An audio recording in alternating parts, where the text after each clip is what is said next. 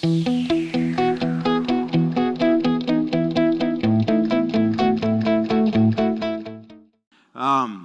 want to share with you my story, because in my story, it leads me to why I believe so much in happiness, and quite honestly, why I believe so much in people.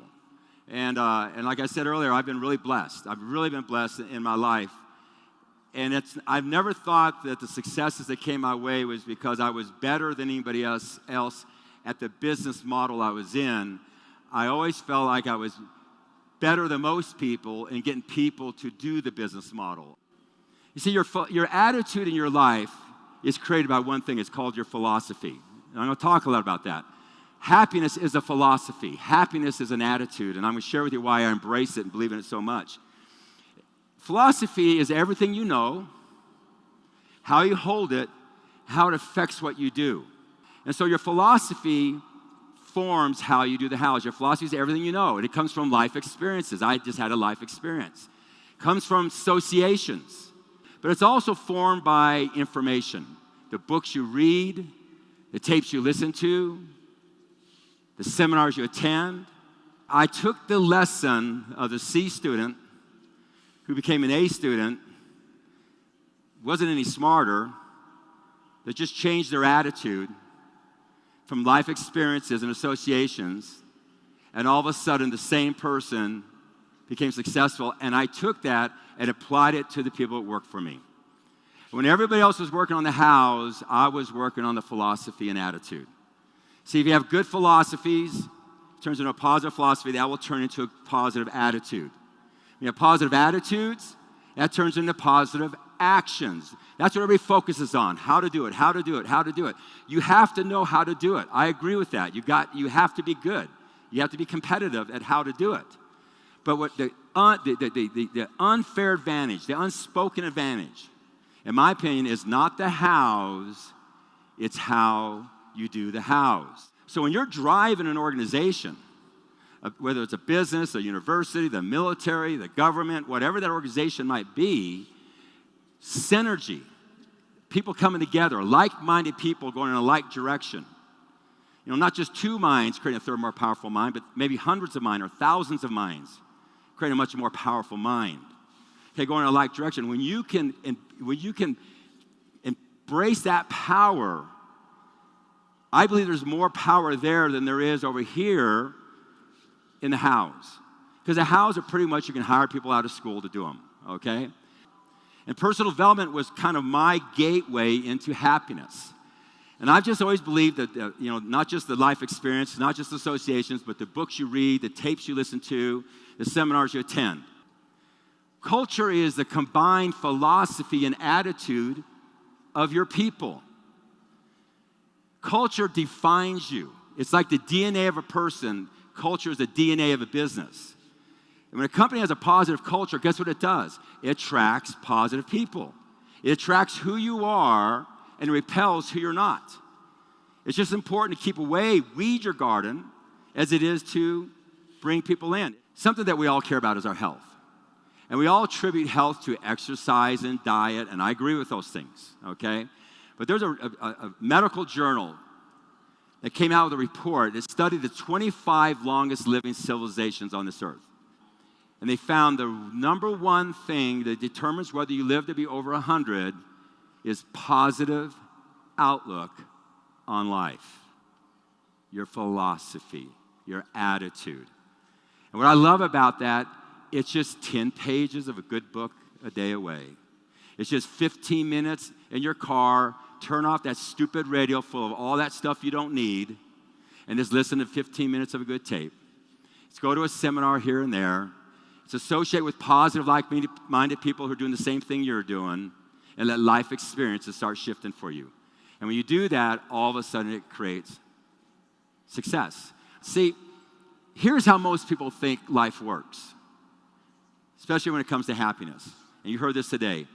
When I'm financially successful, I'll be happy. When I'm healthy, I'll be happy. When I have great relationships, I'll be happy. When something happens to me, I'll be happy. And what they've proven through all this research is it's the other way around. Number two thing you find from the research on positive psychology or happiness is that actually it's easy to obtain. And the other thing is said is happiness is not about big things that happen to you. And I love that. You know, when Napoleon Hill wrote the book Think and Grow Rich, he studied the 500 most successful people, found the 13 things they have in common. He said the number one thing you have to be successful is desire. Desire is what gets you up early, keeps you up late, and gets you to do things that other people are not willing to do, because there's going to be obstacles. The number two thing he said was you have to have faith. You have to have faith in what you're doing is going to achieve what you desire. The third one, to me, was the biggest one of all 13. He said the 500 most successful people on this earth, studying them for 20 years, what they did consistently every single day is they out loud said what their goals were. Because they understood the biggest friend and the biggest enemy you got is your subconscious brain. Your subconscious brain is 90% of your brain. It drives your conscious brain, what you do, what you see. And it's on all the time. And the problem is in our society, if you just let it all in, you will have a negative subconscious. The negative subconscious brain is much more powerful than the positive subconscious brain. I'm not trying to be negative here, I'm just being honest. You do not have to seek out negative. It's in abundance out there. But guess what? You have to, with willpower, consciousness, determination, seek out positive. You got to go find it. And that's why they said it out loud to them twice a day. And only few people get the secret. That when you shift your philosophies and shift your attitude and shift your happiness, all of a sudden you'll have the things you want. It's been proven clinically, brain scans, it's been proven beyond a shadow of doubt. It's not up for question. But if you walked out to the world and this ever exists, how many people really are aware of that? Not that many. So if there's this many people, but this many people aware of it, how much does it exist? Only this much. So number one, we got to shift the awareness. Just get people to know about it. But number two, you got to shift the accessibility to the information. See, if this many people are aware of it, but only this many people can access it, then how much it exists? This much or this much? It's access. But the neatest thing that we here bring to it is the biggest thing, in my opinion, that shifts people. Is the same thing that creates culture. It's the same thing that's built my great corporations and allowed me to have the blessings I've had.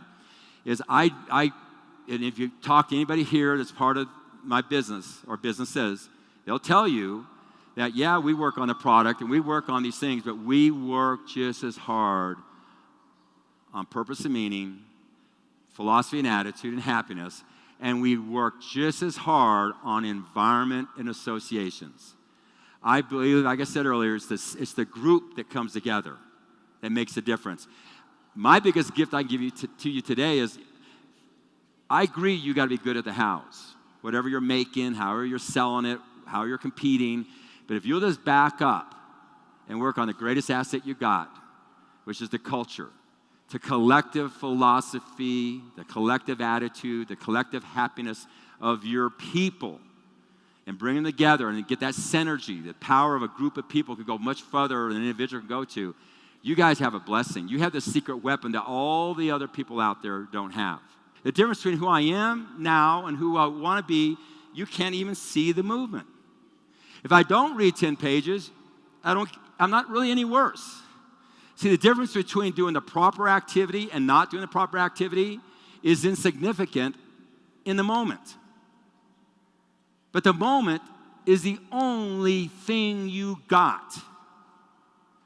And successful people string the moment together consistently and persistently over a long period of time, cultivating till they get to what they want. That's a philosophy. The successful people do the little things that seem to make no difference at all in the act of doing them. They just do them over and over and over and over and over when the whole world around you is making fun of you. Believe me. my closing message to every one of you, and I'm sorry I talked long, I just found that out, but I really believe every person here, number one, you wouldn't be here if you weren't something special. Every person here has within them the gift to become a better version of themselves. But quite honestly, you have the gift to make other people better. And I don't think it's just an opportunity. I think it's a responsibility. See, how I look at everything, I do everything because it's the right thing to do, because it's just the right thing to do, but it's also the smart thing to do. If you really care about your organizations, the smartest thing you can do is put in these philosophies and attitudes in your business, because it is the unfair advantage. It's not only the right thing to do for your people, but it's the smart thing to do. Okay, so with that, thank you all, bless you all, and I guess I'll stay up here and take some questions. Thank you. Thank you.